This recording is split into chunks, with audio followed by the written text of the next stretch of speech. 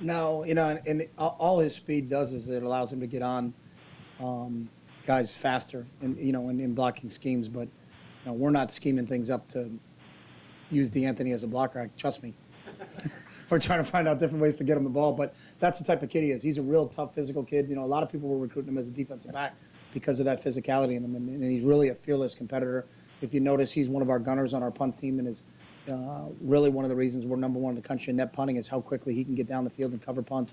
He made a big tackle on, I think, that was Saturday night in that aspect of it. But he's a fearless competitor, and that's just what we've come to expect out of him. Can I go to Rob? Yeah, his hat's backwards, which is good. Yeah. Yeah. The play you've seen from McNeil in their backfield the last few weeks, but then also what does the return of Mark Tyler mean to their running back situation? You've seen a lot more McNeil in the last couple of weeks. He's played really, really well. I think he's an explosive runner. You look at his Stanford game, he hit 2 kind of home runs. He's got legitimate speed. It can change the course of the game for him. He's not the traditional big bruising back that they usually have, and that's what Mark Tyler is. So I think it's really a 1-2 punch with Mark back and Curtis in there. Yeah, but not those 2 guys. They'll play with Red Ellison as their fullback, but they haven't done much, both those guys in the game at the same time. I mean, obviously, the one thing that's difficult about game planning for Robert Woods compared to any other receivers that we play is how many places they put him on the field. When they're going to line him up at X receiver, at Z receiver, as a slot receiver, as a fullback, as a tailback, as a quarterback, as a tight end. They move him around so often. I think our guys have to be aware of where he is all the time. But I don't think because of how they put him in so many multiple spots that you can say, hey, we're going to double him, because there's going to be times where you can't, and I think you just have to be aware of where he is. But they do such a great job with him from a game plan standpoint and a matchup standpoint. They make it really difficult to game plan just specifically against him. And then the other thing is that, unfortunately, again, he's not the only guy they have. You better not sleep on Marquise Lee. You better not sleep on Bryce Butler. You better not sleep on Tyler or McNeil. So they've got a lot of other weapons besides him, and that's what makes them such a scary offense. No, I think he's a competitor, but I mean, I think sometimes that gets overblown. I don't know if there's a running back in the country that hasn't fumbled.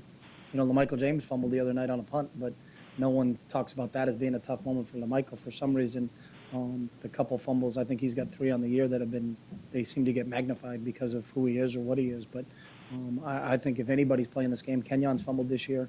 DeAnthony Thomas fumbled against Washington. So guys are going to fumble. That's part of the game. But I don't want our players to ever play from a fear of failure. They play from a desire to excel, and that's the one thing I love about DeAnthony. He has the ability to just move forward. There's nothing you can do about the one that just happened, and he's got a great mindset for that. Some other guys that aren't strong mentally, I think, can let it get to him, but Michael didn't let it get to him the other night. Kenyon doesn't let it get to him.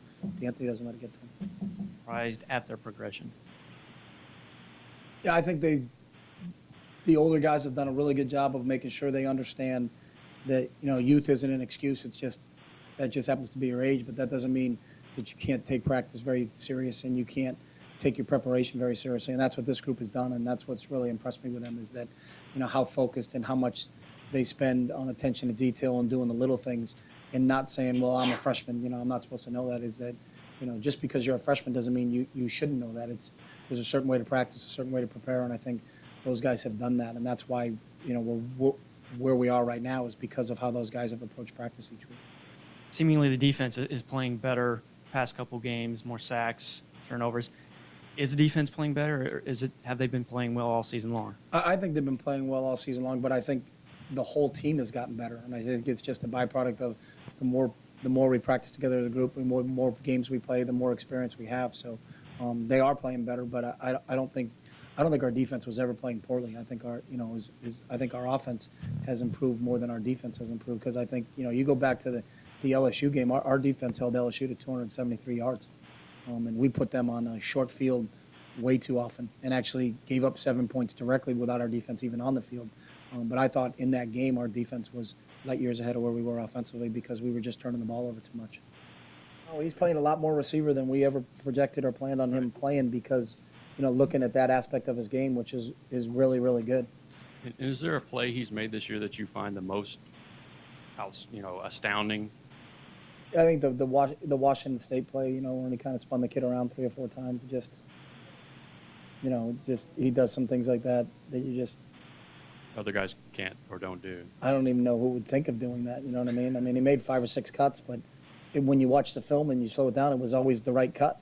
Some guys, I've seen other guys do that, and then they run in. They kind of, we talk about guys that fake the grass and then run into defenders, and he doesn't do that. I mean, he even though he's got a unique ability where he just makes the right cut and the one cut. And some guys that are fast like to stop, start, restart again, run sideways, and then try to create things. And he's always kind of running downhill, but when that cut is necessary, he does it. That's what I think was kind of unique about that one. I've never seen him be a 5 or 6 cut guy, and he was on that play, but it was necessary on that play.